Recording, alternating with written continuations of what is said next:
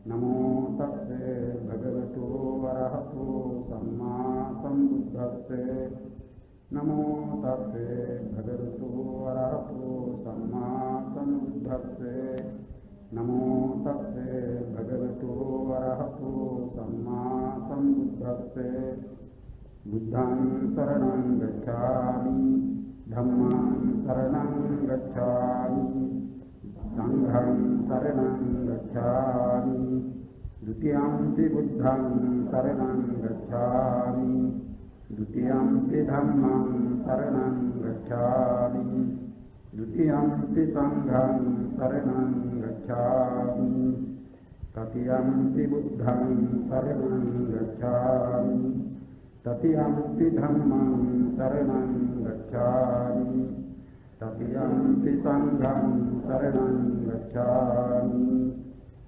पानातिपाता वीरमणि सिक्खापदं समादयामि अदिन्नादाना वीरमणि सिक्खापदं समादयामि कामेषु मिथ्याचारा वीरमणि सिक्खापदं समादयामि मुसावादा वीरमणि सिक्खापदं समादयामि पिशुना वाचा वीरमणि सिक्खापदं समादयामि हंसा वाचा वीरमणि सिक्खापदं समादयामि संसप्पलापा वीरमणि सिक्खापदं समादयामि मिथ्याजीवा वीरमणि सिक्खापदं समादयामि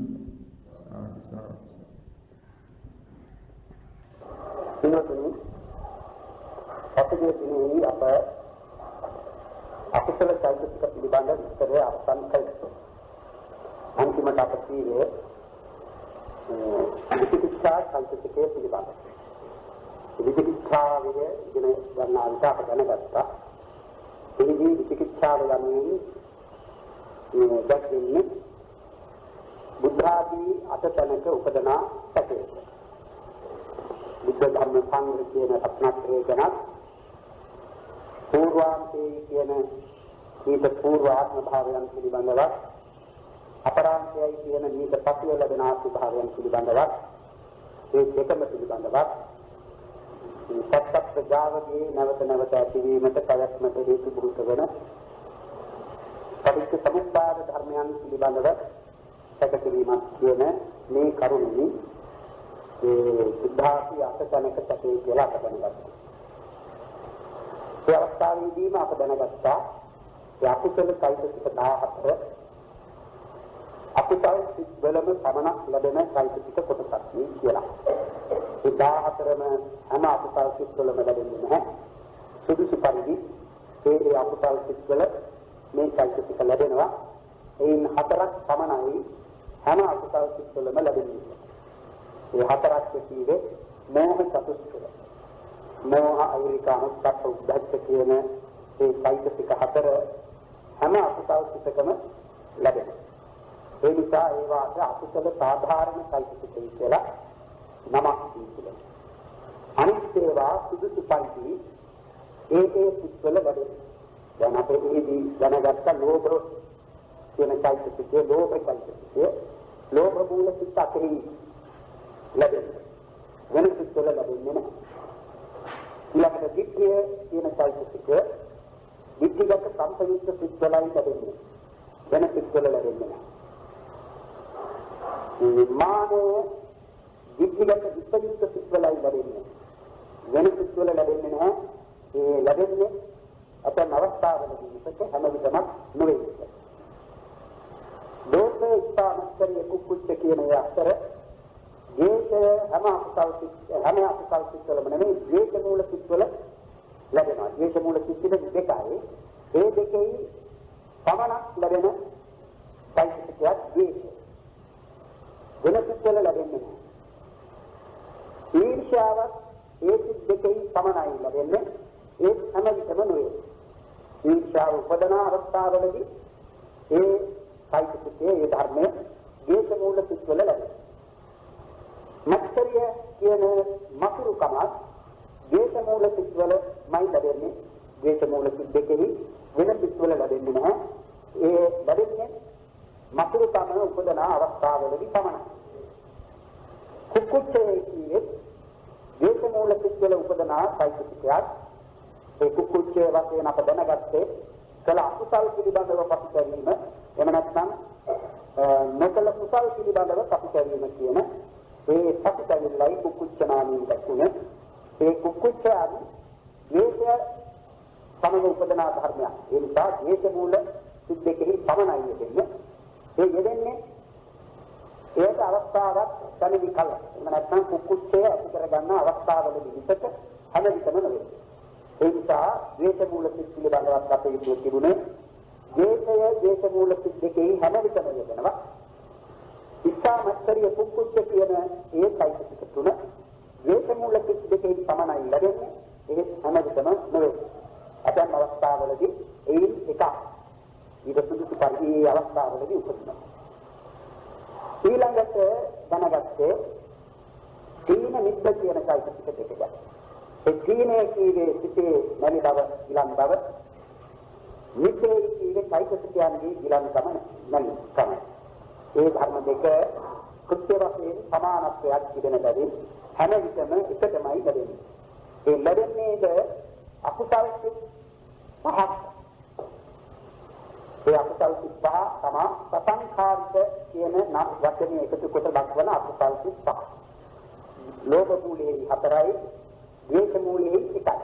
අන්න ඒ සසංඛාරික සිත් වල ඇතන් දෙකට තීන නිද්ද කියන চৈতසිකයේ වෙන අවස්ථාවලදී තීන නිද්දේ නැතිව ඒ සසංඛාරික සිත් ලැබෙනවා. සසංඛාරික සිත් ලැබෙන අවස්ථාවකදී විසක වෙන අවස්ථාවකදී තීන නිද්දේ උපදින්නේ නැහැ. තීන නිද්දේ උපදන අවස්ථාවලදී සසංඛාරික සිත් වලම පමණයි ලැබෙන්නේ. තීන නිද්දේ නැතිවත් සසංඛාරික සිත් උපදිනවා. ඒ හේතු දෙකක් තිබෙන්නේ තීන නිද්ද කියන මේ ධර්ම දෙක සසංඛාරික සිත් පරේ ඇතැම් අවස්ථාවලදී යෙදෙන බව. විචිකිච්ඡා සම්පයුක්ත සිතේමයි යෙදෙන්නේ. විචිකිච්ඡා සම්පයුක්ත සිත කියලා කියන්නේ එකක්මයි. ඒ සිතෙහි විචිකිච්ඡාව යෙදෙනවා. බුද්ධ ආදී මේ අතතනක සැකය උපදවා ගන්න අවස්ථාවවලදී, සැක කරන අවස්ථාවවලදී. ඉතින් කරුණුයි මතක් කිරීමක් වශයෙන් පසුගිය දිනෙහි දැනගත් ඒ চৈতසික පිළිබඳව කියවිදුවන්නේ. ඊළඟට අපට කියන්නට තිබෙන්නේ සෝභන සාධාරණ চৈতසිකය කියන ඒ කොටස ගැන. නම් සෝභන চৈতසිකම ගැන. සෝභන চৈতසික තිබෙනවා 25ක්. ඒ සෝභන চৈতසික 25 තුරෙන් 19ක් සෝභන සාධාරණ চৈতසිකය කියලායි දෙන්කොට දක්වන්නේ. ඒවාට සෝභන සාධාරණ চৈতසිකය කියන්නේ සෝභන සිත් සියල්ලෙහිම ඒකාකාරව කිසිදු අඩුවක් නැතිව මේ 19ම යෙදෙන බැරි. සෝභන සිත් 59ක් එහෙම නැත්නම් 91යි කියා අපි චිත්තකාණ්ඩයේ ඉගෙන ගන්නා විට දැනගත්තා. චිත්තකාණ්ඩයේ එහෙම ගාථාවකුත් ආවා. අහේතුක සිත් කීවාට පස්සේ ඒ අහේතුක සිත් 18ක් අකුසල් සිත් 12ක් කියන ඒ සිය අසෝභන සිත්ය ඉනි අනිත් 59 එහෙම නැත්නම් 91 සෝභන සිත්ය කියලා. ඒ සෝභන සිත් වල මේ කියන යන්නට යන চৈতසික 19 කිසිදු අඩුවක් නැති. එක ධර්මයක්වත් අඩුවන්නේ නැතිව. ඒ සිත් 59 නැත්නම් 91 යෙද. කොයි අවස්ථාවකදී ඒ සෝබන සිතක් උපදිතත් ඒ සෝබන සිතේ මේ চৈতසික 19 තිබෙනවාමයි. ඒ නිසා ඒ වාට සෝබන සාධාරණ කියන නමක් දක්වා තිබෙනවා.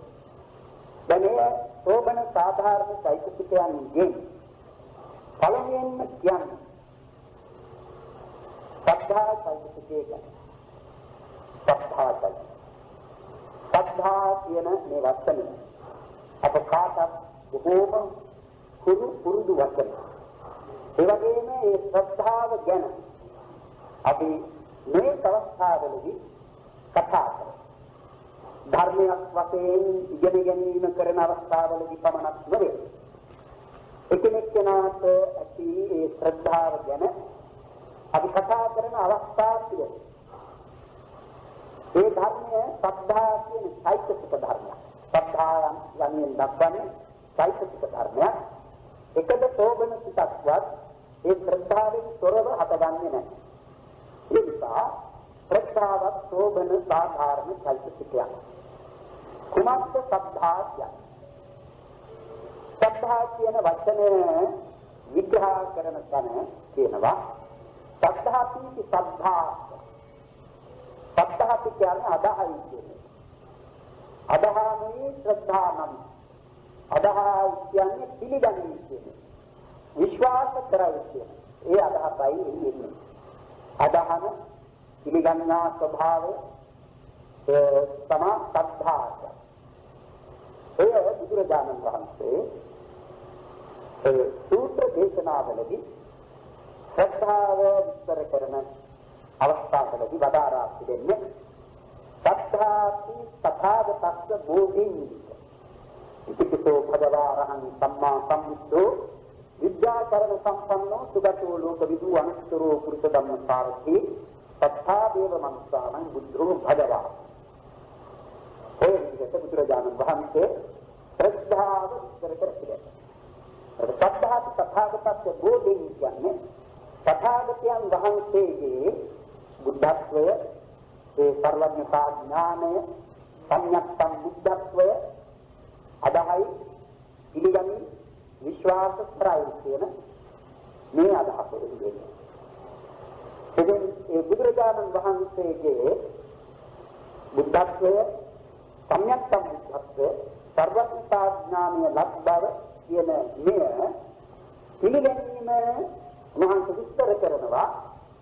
කුමක් අදහින් වශයෙන් කුමන ධර්මයන් පිළිගැනීම වශයෙන් ඒ අදහිම පවත්නේද කියන එක දැක්වීමට ඉතිපිසෝ භගවා අරහං සම්මා සම්බුද්ධෝ විද්‍යාකරණ සම්පන්නෝ සුගතෝ ලෝකවිදු අනුත්තරෝ පුරුෂ ධර්මසාරති සත්තා දේව මනුස්සානං බුද්ධෝ භගවා යමින් ඒ නව අරහදී බුදු ගුණ අරහන් ප්‍රධාන කොට ඇති බුද්ධ ගුණ නවයක් දක්වනවා.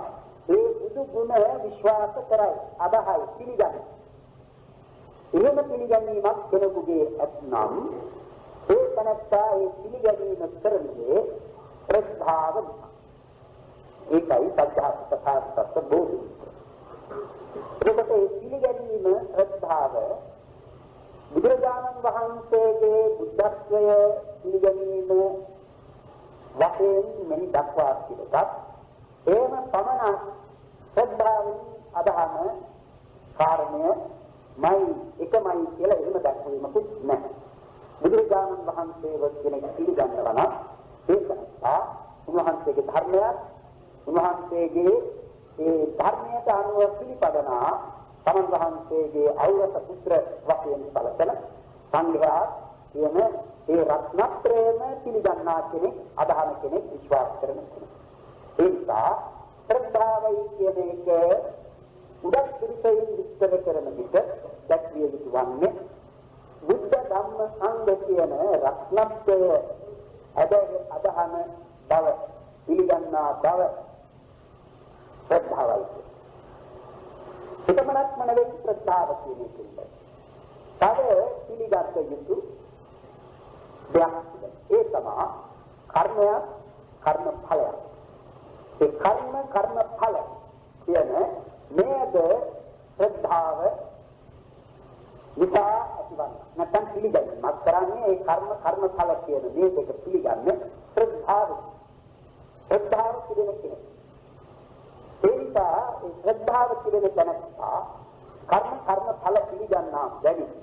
ඒ තැනත්තා අකුසල කර්ම අත්තරීමේද කුසල කර්ම සිදු කිරීමේද යෙදෙන. ඒ අකුසල කර්මයන්ගෙන් වළකින්නටත් කුසල කර්මයන් සිදු කරන්නටත් ශ්‍රද්ධාව අවශ්‍ය වෙනවා. ඒ කර්ම ඵල ඇදහිීම පිළිගැනීම නිසා. මෙන්න මේ විදිහට ශ්‍රද්ධාව අරමුණු කරන ධර්මයන්ගේ වශයෙන් රත්නත්‍රයත් කර්ම ඵලක් කියන මේවා දක්වනවා. එතකොට යමි බුදුරජාණන් වහන්සේව පිළිගන්නවා නම් ධර්මයේ පිළිගන්නවා නම් සංඝයා පිළිගන්නවා නම් උන්වහන්සේලා මේ ගුණයන්ගෙන් යුක්තයි. බුදුරජාණන් වහන්සේ අරහන් සම්මා සම්බුද්ධ ආදී මේ ගුණයන්ගෙන් යුක්ත උතුමාණන් වහන්සේය. කියා පිළිගන්නේ ශ්‍රද්ධාව ඇතිකරන. උන්වහන්සේගේ ධර්මය ස්වාක්ඛාතයි, සම්දික්ඛිකයි, අකාලිකයි, හේතුපස්සිකයි, උපනායකයි. නිවනත්තන් විසින් වෙන වෙනම දත යුතු ධර්මයක්, අවබෝධ කර යුතු ධර්මයක් කියලා එහෙම පිළිගැනීමක්, විශ්වාස කිරීමක්, අදහිීමක් වෙන ඒ ශ්‍රද්ධාවයි. සංඝයා සුප්පටිපන්නයි, ඉදිපටිපන්නයි, ඥායපටිපන්නයි, සාමීචිපටිපන්නයි ආදී වශයෙන් ඒ සංඝයා පිළිබඳ ගුණ පිළිගැනීමක් යමෙකු තුළ ඇත්තේනම් ඒ ශ්‍රද්ධාව නිසාව. අනේම ශ්‍රද්ධාව අධ්‍යයයේ යුතු ප්‍රධාන කර්ම තුනක් වෙනවා. රත්නත්‍රය. රත්නත්‍රය හැමදාම ලෝකෙහි පවතින ඇතිවන රත්න තුනක් නෙවෙයි. ඇතැම් කාලවලදී බොහෝ කාල, දීර්ඝ කාල තිබෙන ඒ රත්නත්‍රය ලෝකෙහි නැති කාල. බුද්ධ රත්නය, ධම්ම රත්නය, සංඝ රත්නය කියන රත්නත්‍රය පහළ නුණු කාල බොහෝ තිබෙන දීර්ඝ කාලයක් තිබෙනවා. ඒ කාල තමයි අබුද්ධෝත්පාද කාල.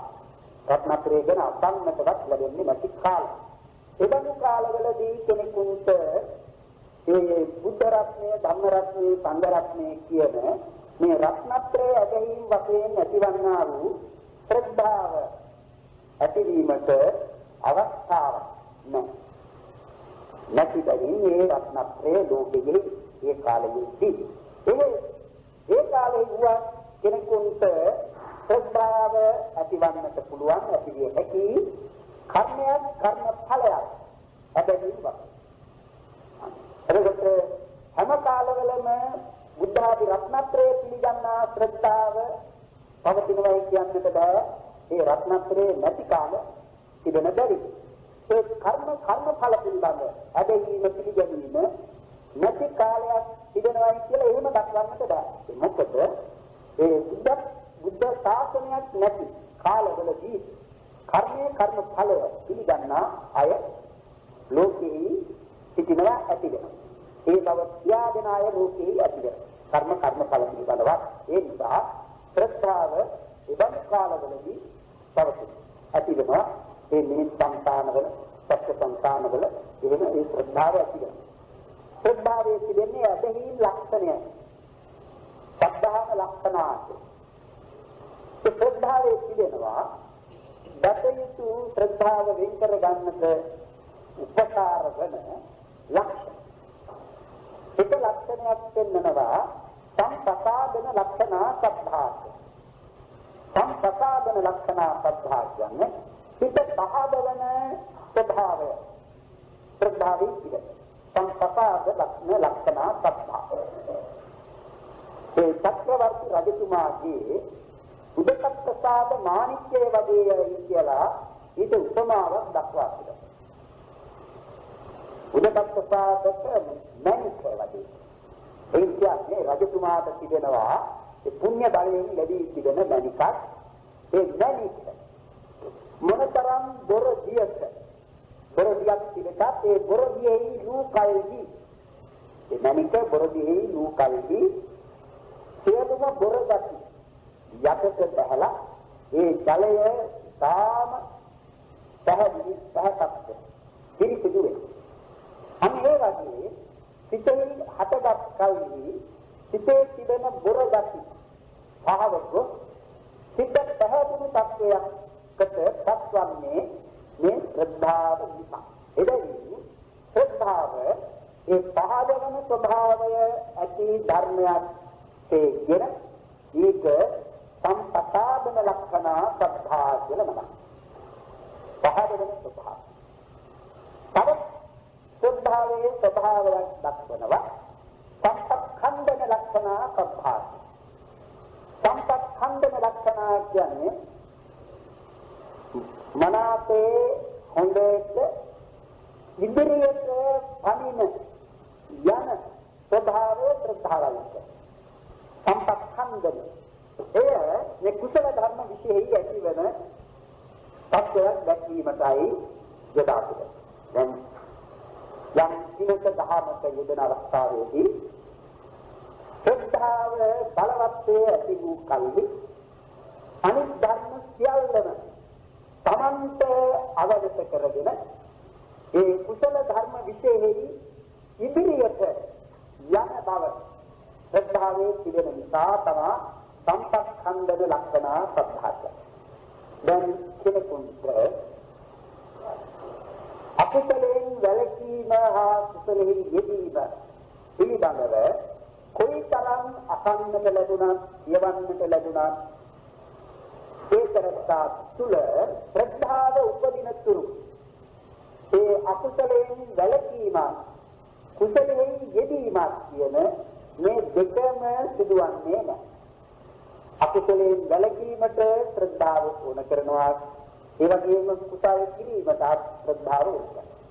ඒ අකුසලයෙන් වැළකීම සිදු කරන්නට උවමනා කරන ශ්‍රද්ධාව ඇති නොවීම නිසා එතම අකුසලයෙන් වළකින්නේ නැහැ. කුසල කිරීමට ශ්‍රද්ධාව අවශ්‍ය ධර්මයක් වෙන නිසා ඒ ශ්‍රද්ධාව උපදින තුරු එතම කුසල කරණෙහි යෙදෙන්නේ නැහැ. යම් විටක ඒ ශ්‍රද්ධාව තමන්ගේ සිතෙහි ඇති වුණොත් අන්න ඒ බඳු අවස්ථාවකදී එතන අකුසලයෙන්ද වළකිනවා කුසලයෙන්ද යෙදෙනවා.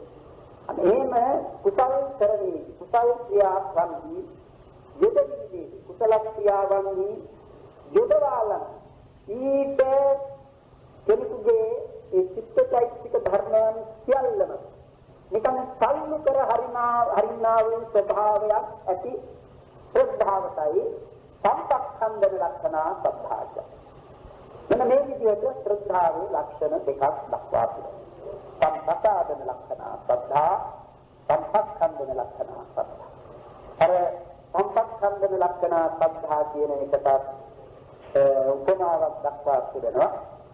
ඒ ගංගකින් එතරවන්නට යන පිරිසක් ගඟේ ඉර වෙතට පැමිණ ගඟට නොදැක්ක යන්නටත් බැරි ගඟ තරණය කොට නොදැක්ක ඉන්නවා මේක ගැඹුරු ඇති ආදී වශයෙන් කලකාගෙන යහට යන්නට බැරිද ඒ ස්ථානයට පැමිණෙනවා යම් පුරුෂයෙක් හරි මොවුන්ගේ වුවමනාව ගැන අහලා මා පසුපස එන්න දිනසිව මා පසුපස එන්නේ කියලා ඔවුන්ගේ සිත්වලද ඒ එක්තරා විදිහක ධෛර්යයක් ඇති කරවලා සමාජයේ පසුපස්සේ ඔවුන්ව ගෙන යනවා මේ ගඟ තරණය කිරීම වා. එහිට අනුකූලව මේ අර පිරිස මේ ඉන්ද්‍රිය වැඩි සිටි පිරිස මොහොත අනුකූලව ඔහු පසුපස්සේ යනවා. අන්න ඒ වගේ ශ්‍රද්ධාව යමක් පිළිබඳව ඇති වුණා නම් ඒ ශ්‍රද්ධාවට අනුකූලව ඒ පිටරින් ලැබෙන අන්‍ය ධර්ම මේ විද්‍යදී ඉපදී ඒ ශ්‍රද්ධාවට අනුකූල ප්‍රයත්නක් වත් ඇතිව ඒ කුසල කරණෙහි යෙදෙන අන්න ශ්‍රද්ධාව ඒ බඳු ධර්ම ඒ දෙන්නේ කුමක් ශ්‍රද්ධාව නැතිව කුසල් කියන ඒවා පින්ය කියන ඒවා සිදු කරන්නටම බැරි ඒක හොඳින්ම සැලකිය යුතු කරුණ. සමහර විටක කෙනෙකුට නුවණ යෙදුනේ නැතුව වන්නට පුළුවන් ඒ අවස්ථාවේ. සමන්නේ ශ්‍රද්ධාව නිසා සිදු කරන ඒ පින ඒ කුසලය සිදු කිරීමේදී නුවණ යෙදුනේ නැතිවාදිය හැකි. ඒ වුණත් ශ්‍රද්ධාව යෙදුණු බැරි ශ්‍රද්ධාව ඇතිවුණු බැරි එතන ඒ ශ්‍රද්ධාවෙන් යුක්ත වූ සිටින් කිරක් කරනවා. එහෙම නැත්නම් කුසල ක්‍රියාවක් සිදු කරනවා. ශ්‍රද්ධාව නැතිනම් කවදාවත් ඒක වර්ධනය. ශ්‍රද්ධාව පිළිදෙන්නටම ඕන. ඒ නිසා තමයි අතන් කෙනෙකු කරනු ලබන හොඳ දෙයක් දෙනෙන ක්‍රියාවලදී ඇත්තම කිනක් සිදු වෙනවද එතන කුසලයක් කරනවද කියන එක වාදයට එහෙම නැත්නම් සාකච්ඡාවට විමසීමට භාජනය වන්නේ. මොකද ශ්‍රද්ධාව පිළිෙන්නට නෙමෙයි. අපි දන්නවා ශ්‍රද්ධාව බුද්ධ ධර්ම සංඝ කියන රත්නත්‍රය ඇදහිීම වශයෙන් ඇතිවන්නා වූ ශ්‍රද්ධාව බෞද්ධිකයි. බෞද්ධිකයි. එනේ ඇත්තම බෞද්ධයෙක් කියයි පුද්ගලයෙක් කියන බුදුරජාණන් වහන්සේව පිළිගත්ත කෙනෙකුට. උන්වහන්සේව අදහන කෙනෙකුට. උන්වහන්සේ මේ විදිහේ ගුණ සමුදායකින් මෙහි සර්වඥතා ඥානයක් උපදවාගත් සියලු ධර්මයන් අවබෝධ කළ චතුරාර්ය සත්‍ය ධර්මයන් තමන් වහන්සේගේ නුවණින්ම දැන වදාන්න ලද උතුමාය කියන බව පිළිගන්නා කෙනෙකුට. මේ කෙනෙක් මේ වශයෙන් බෞද්ධයෙක් කියන්නේ අන්න එබඳු කෙනෙකුට බුද්ධ ධර්ම සංඝ කියන රත්නත්‍රය පිළිබඳ විශ්වාසය ඇතිවීම පිළිගැනීම ඇති වෙනවා. නමුත් හැමදෙනාම බෞද්ධ නෙවෙයි. හැමදෙනාම බෞද්ධ නෙවෙයි බුද්ධ රත්නත්‍රය පිළිගන්නා අයද නෙවෙයි. ඒ අයට කොහොමද ශ්‍රද්ධාව උපදින්නේ? ඒ අයට තමයි රත්නත්‍රය හැර ශ්‍රද්ධාව ඇතිවන තව අවස්ථාවක් අප කියවන්නේ කර්මය ඇදහිීම කර්මඵලය ඇදහිීම. කර්මඵල යාදිසං හරතේ බීජං සාදිසං හරතේ ඵලං කල්යාණකාරී කල්යාණං පාපකාරී පාපකං කියා බුදුරජාණන් වහන්සේ වදාරා තිබෙන දක්වා තිබෙන ඒ කර්මය ස්වකීය කොට ඇති බව පිළිගන්නා ඒ ශ්‍රද්ධාව ඇත්නම් දැන් කෙනෙකුගේ සුදා දින්න නිවාලීවට යම් කිසිවකු ආහාර පානයකින් ඒ තනත්තාට සංග්‍රහයක් කරනවා ඔහු කෙරෙහි අනුකම්පාව උපදවාගෙන සමාජයේ මේ දැන එහෙම කරන අවස්ථාවේදී ඒ තනත්තාගේ සිතේ පිළිය යුතුයි පිළිගැනීමක් එනම් මේ ශ්‍රද්ධාව මේ කරන්නේ යහපත් ක්‍රියාවක් මේ ක්‍රියාවට අනුරූප ප්‍රතිඵලයක් ඒ කරන තනත්තාට විපාක වශයෙන් ලැබෙනවයි කියන එබඳු පිළිගැනීමක් ඒ තනත්තා තුළ තිබෙන්නට ඕන. තව විදිහකින් කියනවා නම් තමා කරන්නේ යහපත් ක්‍රියාවක් ඒ යහපත් ක්‍රියාවෙන් යහපත් ප්‍රතිඵලයක් තමන්ට ලැබෙනවා ඇත කියන මේ පිළිගැනීම ඔහුට තිබෙන්නට ඕන. එහෙම නැත්නම් ඒ කියන්නේ ඔහුට ශ්‍රද්ධාවක් නැහැ. එහෙම ශ්‍රද්ධාවක් නැතිව කරනු ලබන දෙනු ලබන එබඳු දීමනාවන්ගෙන් ධාර්මයේ පිනක් සිදුවන්නේ නැහැ. ඒ නිසායි දෙන දීම් හැම එකක්ම පිනක් සිදුවන දීම්යයි කියලා යන්නට බැහැ. ඔහුගේ දෘෂ්ටිය නැත්නම් ඔහුගේ ආගම කවරක් වුණා. ඒකට ආගම නෙවෙයි සම්බන්ධ. ඒ කරන අවස්ථාවේදී සමාජයේ සිටේ උපදන ධර්ම tattwai සැලකිය යුතුයි. සමාජයේ පිළිගැනීමක් තිබේ නම් මේ දීම උපත් ක්‍රියාව. ඒ උපත් ක්‍රියාවට උපත් ඒ ක්‍රියාවේ ප්‍රතිඵලය වශයෙන් යම් කිසි අවස්ථාවකදී තමන්ට එහි විපාකය ලැබේ. මෙහෙම පිළිගැනීමක් ඔහුට තිබෙන්නට ඕන. ඒකයි කර්මඵලයේ අදහන්නේ. එහෙම නැත්නම් ඒක දීමක් වේ හැකි.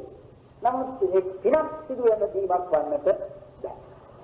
ඒ පිනක් වන්නේ දිනේ කීයේ දින එක නිසා නෙවෙයි. පින වන්නේ සිටේ තත්ත්වය ආත්මයි. ඒ සිට පුණ්‍ය පිටක් කුසල් පිටක් වන්නට ඕන. ශ්‍රද්ධාවෙන් තොරව කුසල් පිටක් අවදාවක් උපදින්නේ නැහැ. අද කියන සෝබන චෛතසිකේ කියන ඒවා හැම සෝබන සිතකම සෝබන සාධාරණ චෛතසිකේ කියන ඒවා හැම සෝබන සිතකම ලැබෙනවා කියන්නේ. ඒ ශ්‍රද්ධාවයි මුලින්ම දක්වන්නේ. ඒ ශ්‍රද්ධාව නැතිව සෝබන සිතක් කියා මොනන්නද සිතක් නැහැ. හැම සෝබන සිතකම ශ්‍රද්ධාව තිබෙනවා. ඒ සෝබන සිත වලට ඇතුළත් එක් සිත් කොටසක් පමණයි කුසල් සිත්. ඒ කුසල් සිත් ඇතිවන්නට ශ්‍රද්ධාව ඕන. ශ්‍රද්ධාව නැතිව කුසලයක් වන්නට බෑ. අනේ නිසා ශ්‍රද්ධා කියන මේ ධර්මය රත්නත්‍රය ඇදහිීම වශයෙන් හෝ එහෙම නැත්නම් කර්මඵල ඇදහිම් වශයෙන් ඇතිවන්නා වූ ධර්මයක් තේ දැනගත යුතුයි. ඊළඟට ඒ ශ්‍රද්ධාව ඇති වුණාම මොකද වන්නේ? දැන් කෙනෙකු තුළ ඒ ශ්‍රද්ධාව ඉපදීමත් සමගම තමාගේ සිතෙහි ඇතිවන්නට පුළුවන් ධර්මයන්ගේ පැවැති නැත්නම් ශක්ති වශයෙන් ඇති අකුසල ධර්මයන්ට ඒ ශ්‍රද්ධාව පිළිදෙන තුරු ඒ සිතේ ඇතිවන්නට ඉඩක් නැහැ. ඒකයි දැන් දින් දහම් කරන විට ඒ දිනේ දහමේ යෙදී සිටින විට අප කියනවා කුසල් සිත් උපදිනවා කියලා. ඒ කුසල් සිත් උපදින අවස්ථාවේදී අකුසල් සිත් වලට ඉඩක් නැහැ. යම් කිසි වේලාවක අකුසල් සිතක් උපදිනවා නම් ඒ අතරතුරේ වුණා. එහෙම බැරිත් නෑ. යම් කුසල ක්‍රියාවක යෙදී සිටින විට අපි කියමු දිනක යෙදී සිටින දන් දෙන දිනක කියලා. එහෙම පුණ්‍ය කර්මයක යෙදී සිටින අවස්ථාවලදී අපෙන් අයත තරහව ආදී ධර්මත් උපදිනවා. ඒ දානමාන ආදී යෙදී සිටින අයගේ ඒ ක්‍රියාපිළිවෙල අනුව අපෙන් කෙනෙකුට ඒ සංදීමට සහභාගී වෙනවා වෙනුවට මේ නමනා පවතින ආදී ගැන සිතලා සිතේ ඇති කර ගන්නවා තරහව නමනාපේ එනැති වෙනවා. එහෙම අවස්ථාවලදී අර දන් දීමේ කින සිදුවන්නේ නැහැ. ඒකට සම්බන්ධ නැහැ ඒක. ඒක අපස්සල් පුතක්. ඒක සම්බන්ධ නැහැ. සාමාන්‍යයෙන් නම් දන් දීමේ යෙදී සිටින අවස්ථාවකදී අපස්සල් සිතුවලදී ඒ ඉඩක් නැත්තේ.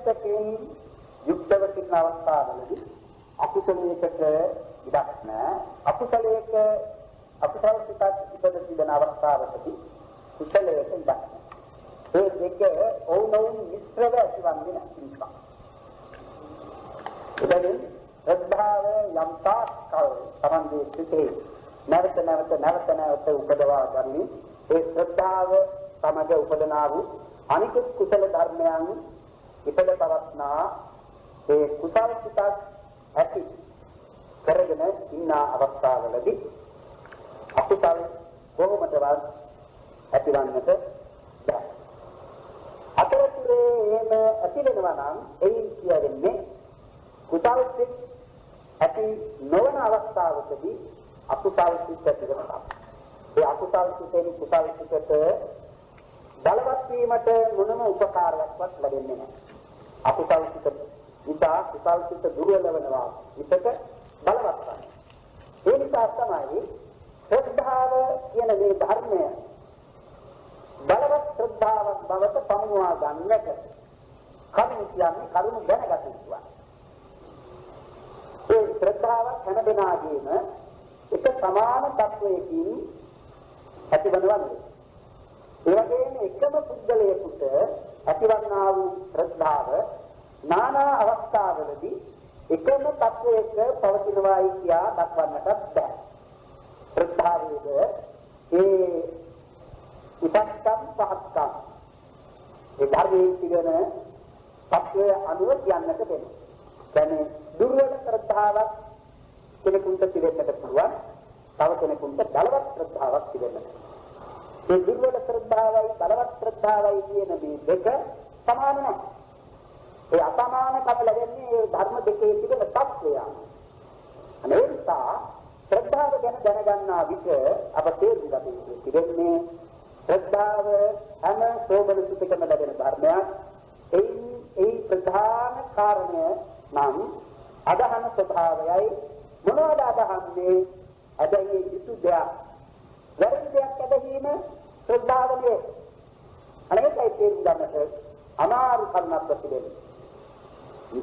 හැබැයි ඒ යුතු නොවන දෙයක් අසත්‍ය දෙයක් කෙනෙක් අදහනවා නම් ඒ ශ්‍රද්ධාව නෙවෙයි. ඒක දෘෂ්ටියක්, විද්‍යා දෘෂ්ටියක්. නොඇදහිය යුතු දෙයක් ඇදහිීම. ශ්‍රද්ධාව කියන්නේ ඇදහිය යුතු දෙයක් ඇදහිීම. ඒ නිසා ඇදහිය යුතු දේ හැටියට දැක්වූයේ කාලාන්තරයකින් ලෝකෙහි පහළ වන අද මේ යුතුයම වන බුද්ධ ආදී රත්නත්වය. අනිත් දෙක හැටියට දැක්වේ කර්මය, කර්මයෙන් නිසා ඇතිවන විපාක. මේක. අන්න ඒ හැර වෙන දේවල් කවුරු හරි විශ්වාස කරනවා නම් දැන් සර්ව බලධාරියෙකු පිළිබඳ විශ්වාසය, එවනනම් ලෝකේ නෞකාරයෙකු පිළිබඳ විශ්වාසය, අප කරන ලබන දේවලට ඒ ඉෂ්ට විපාක හෝ අනිෂ්ට විපාක ගෙන දෙවන ඒවා සලස්වන ඒවා පිළිබඳ විනිශ්චයක් කරන විනිශ්චයකාරයෙක් ඉන්නවයි කියලා පිළිගන්නා ඒ පිළිගන්නා බව කියන මේවත් අදහන අය සිටිනවා.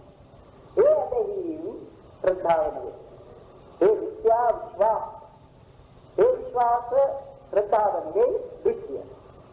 ශ්‍රද්ධාව කියන්නේ ඇදහිය යුතු දෙයක්ම අදහන බව. මේ ඇදහිය යුතු දේ හැටියට ඔහොම දැක්ුවට දැන් අපි කියමු පටිච්චසමුප්පාදය කියන එක. පටිච්චසමුප්පාදය. මේ පටිච්චසමුප්පාදය පිළිබඳව කෙරෙහි අදහනවා නම් ඒක ශ්‍රද්ධාව. නොඅදහනවා නම් ඒ ශ්‍රද්ධාව නෙවෙයි. ඒක දෘෂ්ටියක්. එහෙම කියන්නේ පටිච්චසමුප්පාදයයි කියන්නේ කුමක්ද? ධර්මයේදී අන්තර්ගතනේ පටිච්චසමුප්පාදය කියන්නේ ධර්මය. ඒ පටිච්චසමුප්පාදයේ පිළිබඳව ඇදහිීම ඒ ශ්‍රද්ධාව. ඒකට පූර්වාංශයක් තිබුණයි කියලා අදහනවා නම් පෙර අප ඉපද සිටියා. ඒක ශ්‍රද්ධාව. ඒ මොකද කියන්නේ? ඒ පෙර අප ඉපද සිටියයි කියලා අපි දකින්නේ නැහැ. අපට පෙනෙන්නේ නැහැ.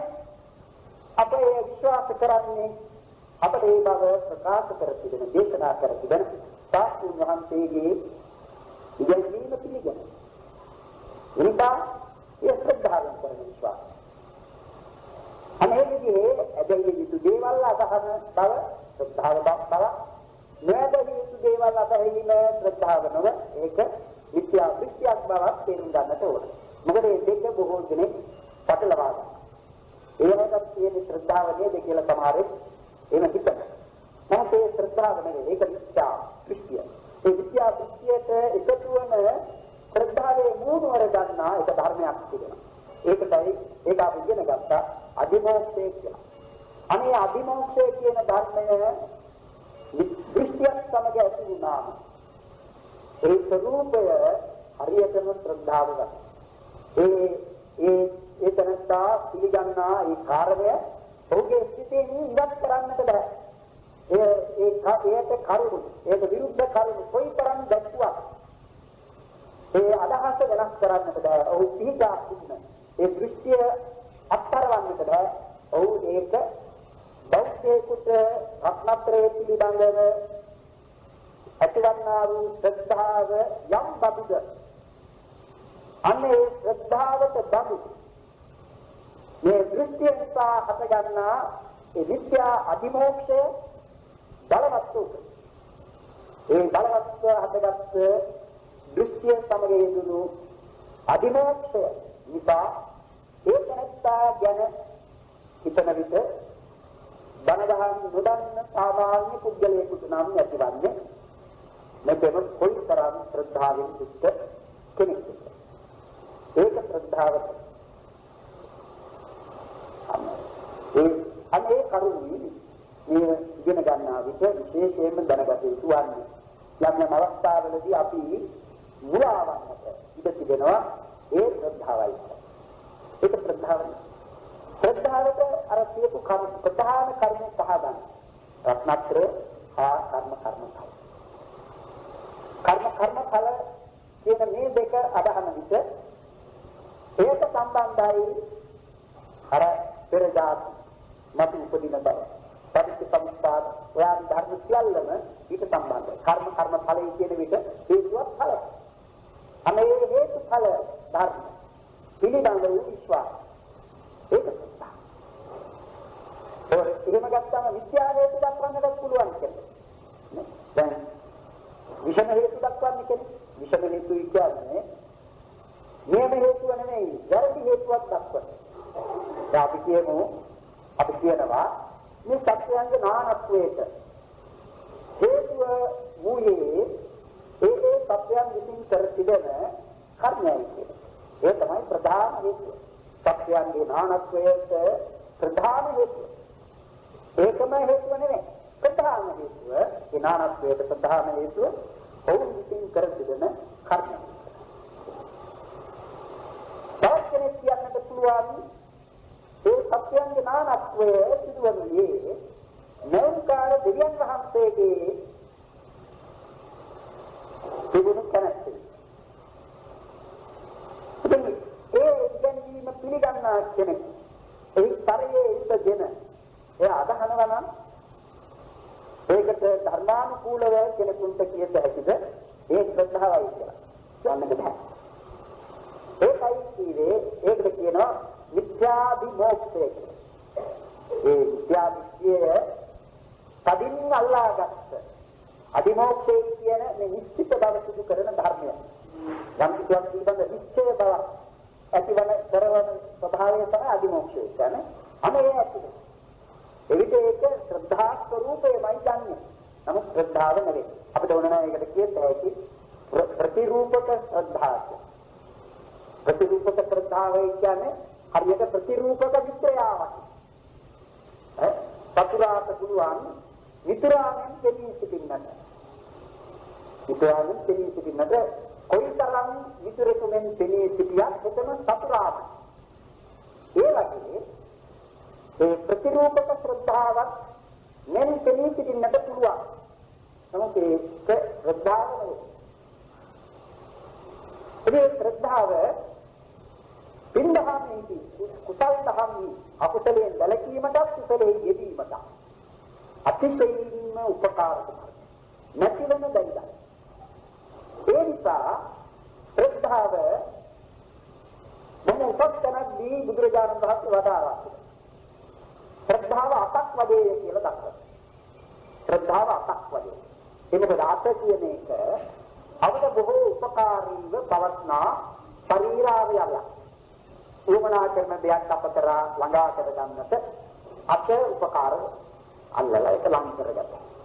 ඒ වගේ අපට දිව්‍ය මනුෂ්‍ය නිවන් කියන ඒ ත්‍රිවර්ග සම්පත්තියම ළඟා කර ගන්නට උපකාර වෙන ධර්මය තමයි ශ්‍රද්ධාව. ශ්‍රද්ධාව නැති කෙනෙකුට ඒ දිව්‍ය මනුෂ්‍ය නිවන් කියන ත්‍රිවර්ග සම්පත් සාදා ගැනීම කල නොහි. ශ්‍රද්ධාව කියන්නේ අනිත් එක ශ්‍රද්ධාව මහ ධනයක් ඇටියට ලක්වනවා.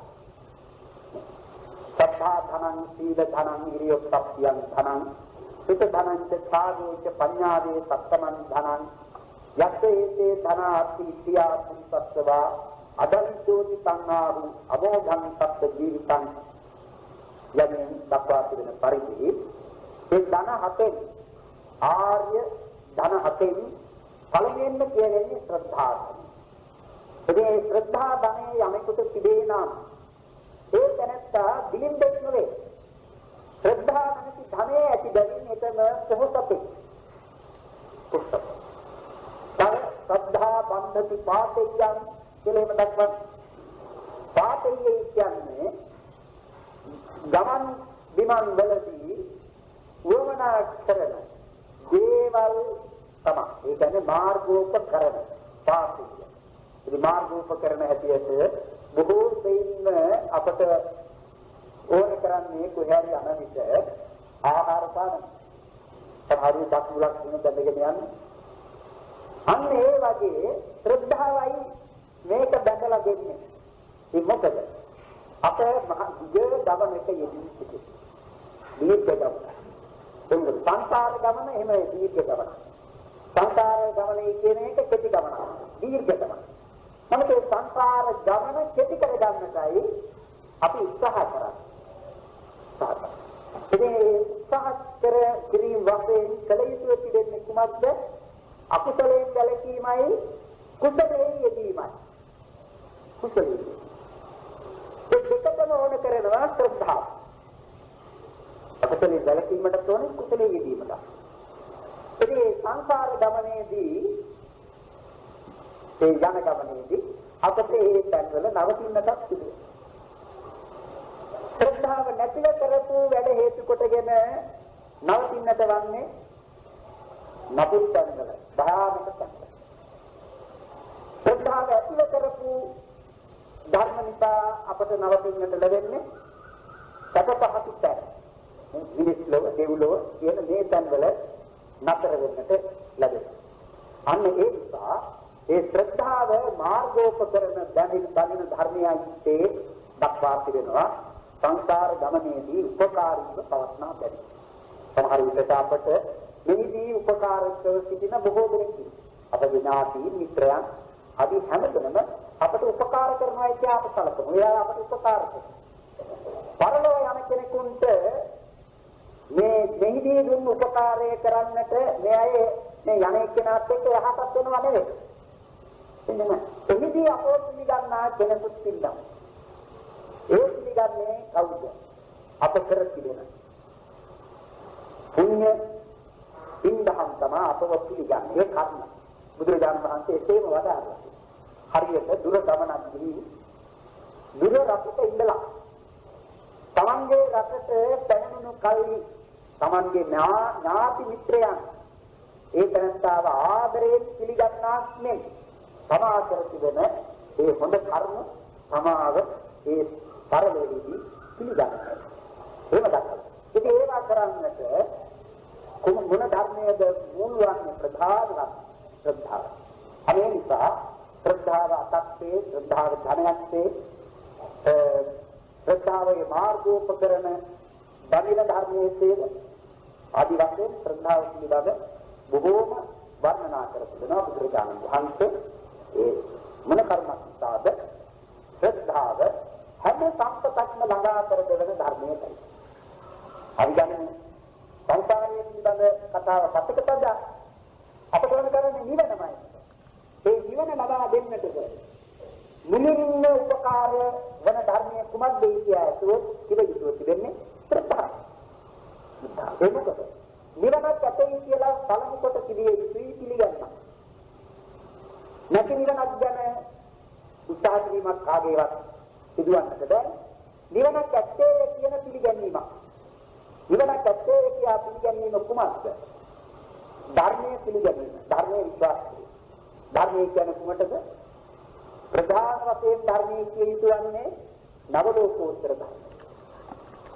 නවලෝකෝත්තර ධර්මයේ සාක්ෂාත් කරගන්නට, දැනගන්නට, අවබෝධ කරගන්නට උපකාර වෙන ධර්මය තමයි පරියාප්ති ධර්මය.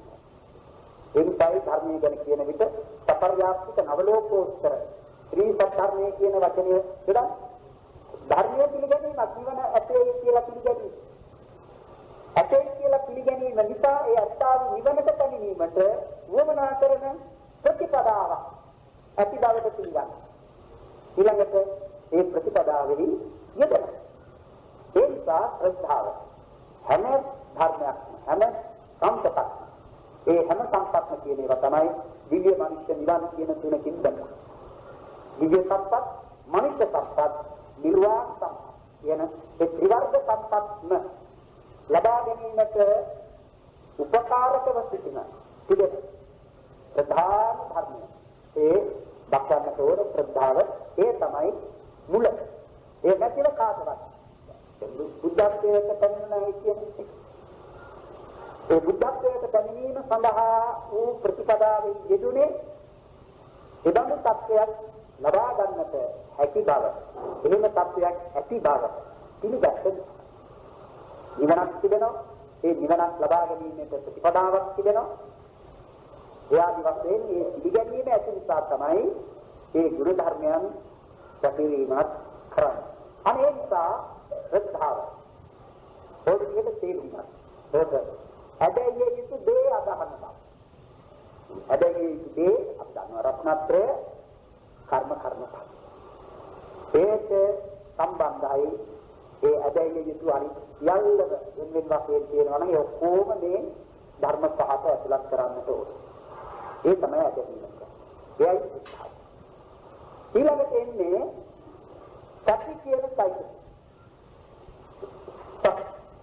සති කියන්නේ සති තරණතා, ධාරණතා, අපිලාපනතා. ඒ විදිහට සිහිය පිළිබඳව දක්වනවා. සති ධාරණතා කියන්නේ දැරීම, ධර්ම බව, සිත්ති ධර්ම බව කියන්නේ ධාරණ. අපිලාපනතා කියන්නේ ඉල්පි නොයන බව කියන්නේ. ඒ ප්‍රතිචෛතසිකය ඒකකට ඉස්සර තිබෙන්නේ අකුසලයට වැටෙන්නට ඉඩ නොහරින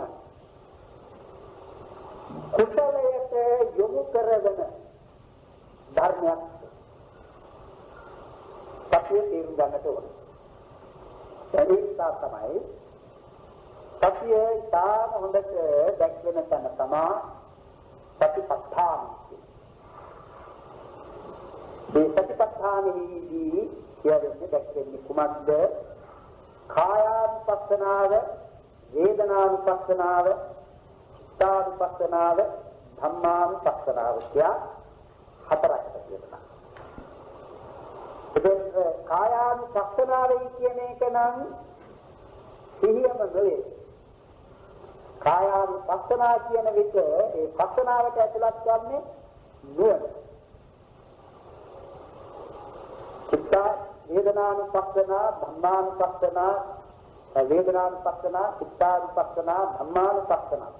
මේ අනුපස්සනා කියන මේක ඇතුළත් වන ප්‍රධාන ධර්මය තමයි ප්‍රඥාව නුවණ. ඒ කායානුපස්සනා සතිපට්ඨානය කියලා නම් කරන්නේ. කායානුපස්සනා සතිපට්ඨාන.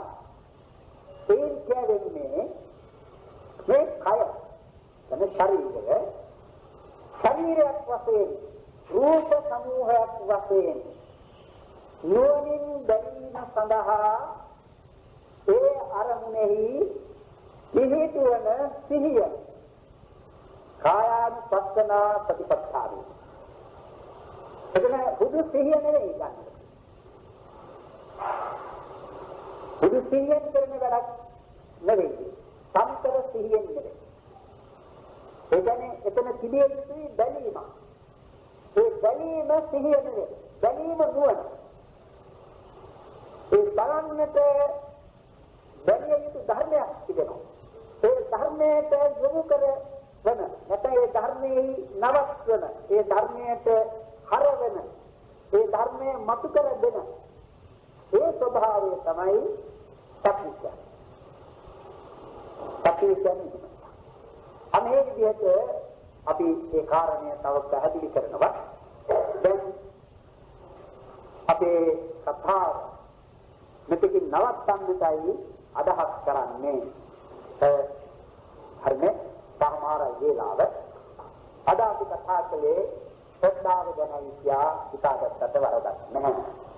ඊළඟට කියන්නේ අපි සතිය ගැන.